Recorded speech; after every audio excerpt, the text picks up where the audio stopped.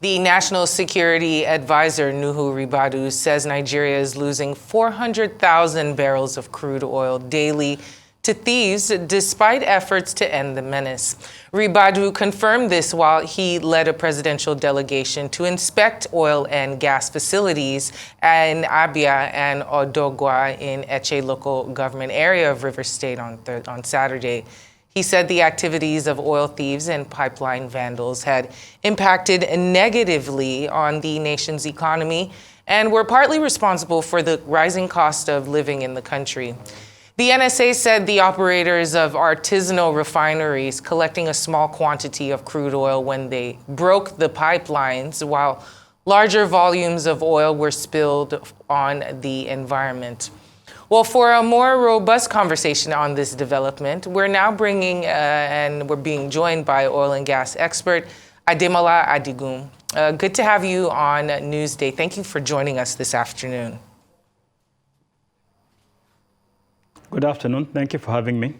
Well, there has been much said about the oil theft within the country and the amount of pressure it is putting on the pockets of citizens and the government.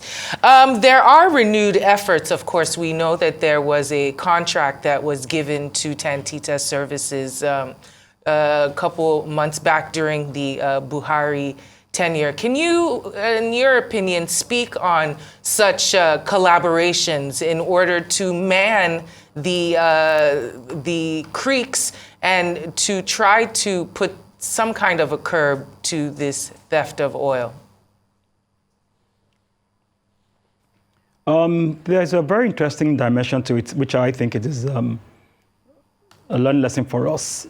Before the end of the Buhari government, there was a team commissioned by the government, including the former NSA, chairman of agencies, NAT, and some consultants to look at oil theft. And they spent about 3 months, I think, from February to April, and produced a report. I'm not sure that report has seen light of day or if it's being implemented. When I saw the NSA and another team traveling around the creeks, I said, okay, here we go again, trying to reinvent the wheels of something that's been done before. I think that report should be a starting point for this government as it is. That report was really well done, well put together. And I think it's available because it was commissioned by the former NSA, Major Mangono. So I think Nuhu Ribadu should find that report, think about it, and see if there are actionable items there that can start the conversation. Back to your specific question about the creeks and collaboration. This is an economy. Oil theft is an economy on its own. Economies don't respond under one action. You can bring threats, you can bring more gunmen, you can buy more gunboats, it won't change anything. The scale of it has become an economic issue by itself. So whatever approaches they are thinking about, should think about from the economic perspective. Guns on ground and boots on ground is only a fraction of solving the problem of oil theft in the country. Well, very well said, and there's this belief that some elites, and even our security forces may be colluding with the oil thieves. So how possible really can it be to tackle oil theft without identifying, naming, shaming, punishing all those that might be involved in this crime? So while it's naming and shaming is a good thing to do, while it can bring you short-term gains, what happens to the new set of people that go there? Like I said, it's an economic, so the oil theft has assumed a dimension of an economy of its own. So in an economy where you have criminality, where you have technology issues, when you have collusion and collaboration, when you have poorly manned areas of leakages, when you have internet cooperation by oil companies itself, you can't do one thing alone.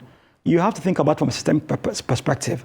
And that's why I referred to the report by the last group who spent 3 months of Nigerians' time and money bringing this report together. They approach it from different perspectives. So I think, punish, shame people, the next step will go there. I mean, Nigeria is the only country where people that are in JTF are excited to go to the creeks. I mean, most places, people don't want to go to where they'll fight. But in most cases, people go to JTF and they make money and they come back. But it's beyond the military alone. It's beyond the boots on ground. It's a systemic problem.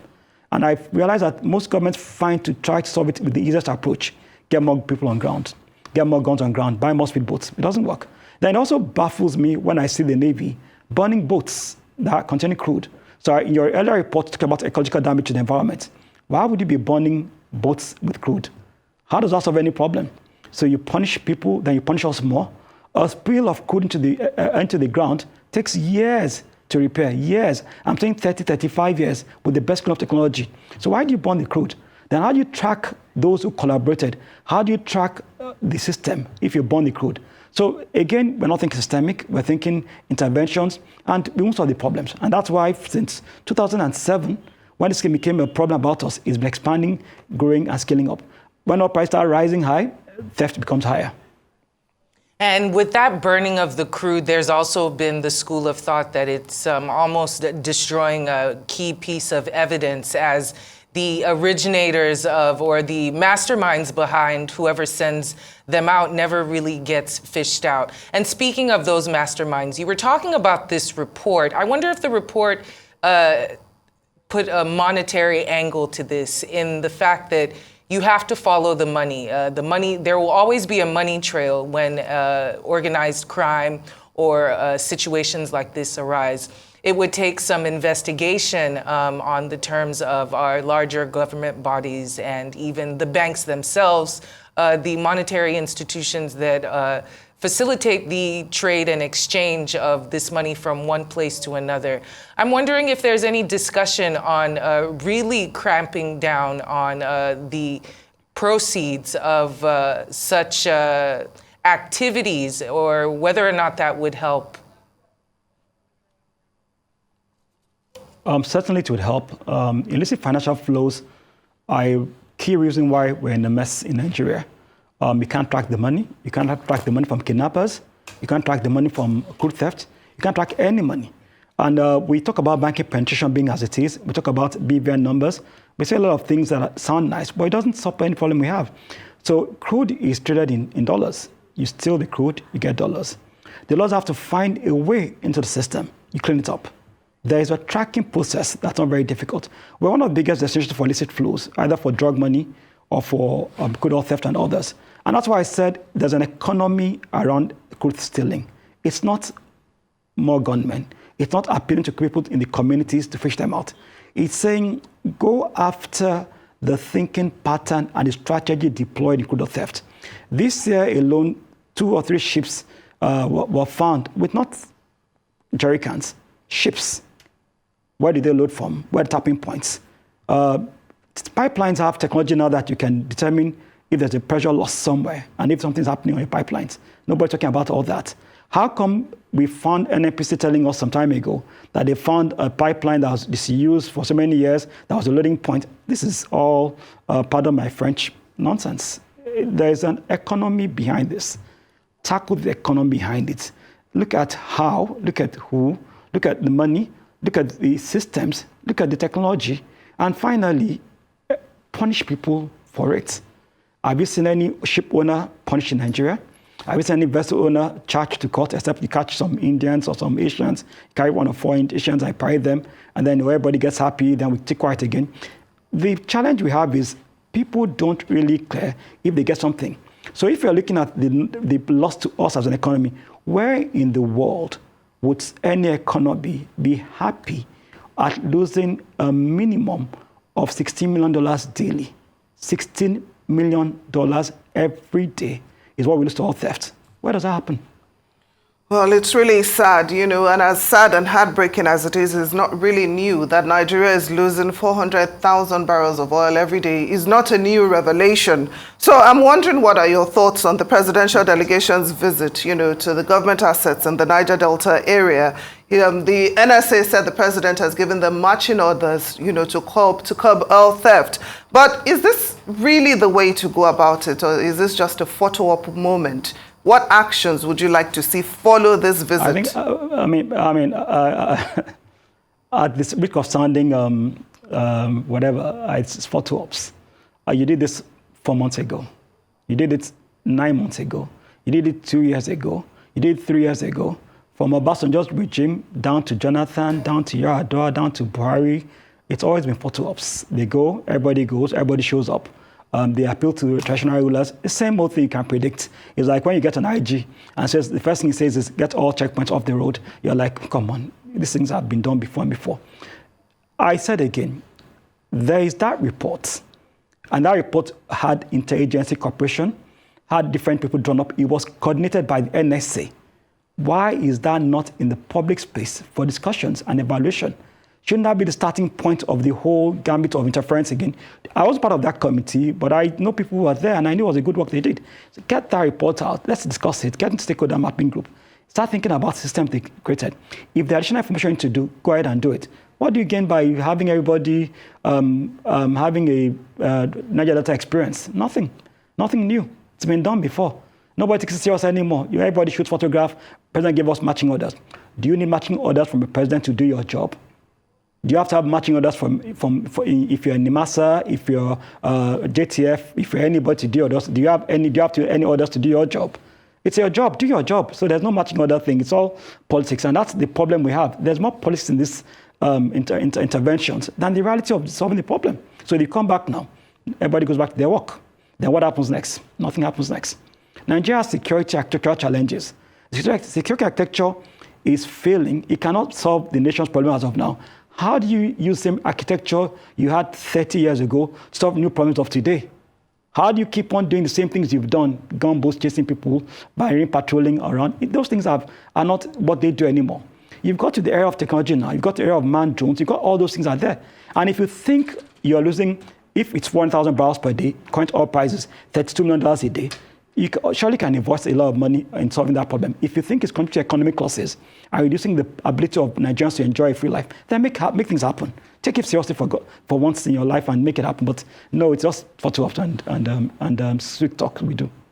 Yeah, it's a bit discouraging to have these types of conversations because as we aren't exactly the experts or the ones in power, we can just ruminate over what the issues are, but the implementation is few and far between. You really hope that it's falling on the ears of those that are have the temerity to do something, but at the same time, we do know that it is an economy and there are people that are benefiting a back door in order to keep this problem going on. But let's speak on what the role technology has in prevention of such, whether or not it's something Nigeria can invest in or even has enough money to do so. And I'm wondering if in the report this is something that's discussed, the role of technology, and if there's any more insight into what can be done with that.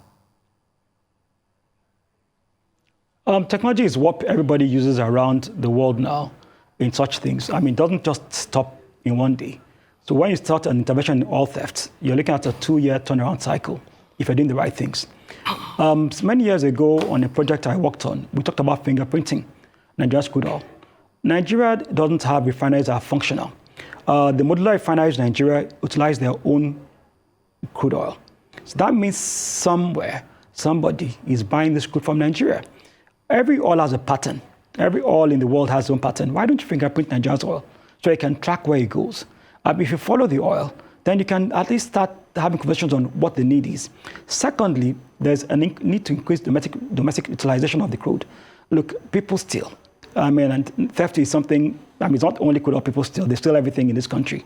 They steal human beings. But if you utilize the money within in-country, then there's development that comes with part of it. So if you think there's a time now to think of multinational refineries. If they steal the crude, that's our product from it, and let's get some benefits. Pipelines have very easy technology that you can use to monitor them. Serious oil companies around the world have how you can report theft or losses. I've heard stories of people pumping water, nothing being stolen. A company pumped water through its pipelines. All the water pumped went through its destination point. And then nobody stole anything. There was no leakages. Leakages in the pipelines in Nigeria are enormous. But then they pumped crude oil. Then they lost about half of it. Now in Nigeria, almost all companies now are badging. Every day, the authority gets a request for more badges because people don't trust the pipelines the government has. What about putting security in these pipelines? There's a new system of network transfers, code sharing, and everything, which you can do. People don't have to build their own separate ones. What about overhauling the pipelines themselves? Some of these pipelines have been there for 55 years, 40 years, building new ones with better technology that has tracking technology there. So there are different approaches. Like I said, you won't stop the problem in one day. You can start solving the problems in bits and pieces. Tackle enforcement, tackle collusion, tackle collaboration, tackle the wider economy, punish those who are there. Internally, use mechanisms to ensure that your country can utilize whatever is being stolen. That is not impossible. Oil and gas expert, Mr. Adeola Adigun, thank you so much for joining us on Newsday.